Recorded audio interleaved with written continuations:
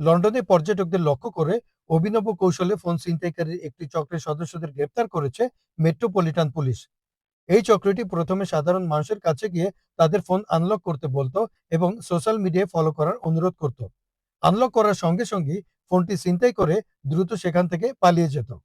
Police জানিয়েছে এই ঘটনায় 6 জনকে গ্রেপ্তার করা হয়েছে। লন্ডনের সাউথ ব্যাংক, বড় মার্কেট এবং ওয়াটারলু এলাকায় বেশি সক্রিয় ছিল এই চক্রটি, যেখানে পর্যটকদের উপস্থিতিও বেশি। 24শে এপ্রিলের আগের রাতের অভিযানে সাদা পোশাকে পুলিশ ও মোটরবাইক ইউনিট অংশ নেয়। সাউদার্কের বড় হাই স্ট্রিট এলাকায় সন্দেহভাজন শনাক্ত করে দ্রুত অভিযান চালিয়ে তাদেরকে আটক করা হয়। একই রাতে ছিনতাই, চুরি এবং মাদক সংক্রান্ত অভিযোগে আরো 15 জনের বেশি ব্যক্তিকে গ্রেপ্তার করা হয়েছে বলে জানিয়েছেন পুলিশ। মেট পুলিশ বলছে, মোবাইল ফোন সংক্রান্ত চুরি রোধ এখন তাদের অগ্রাধিকার। গত অর্থ বছরে এ ধরনের অপরাধ 13,000 কমেছে।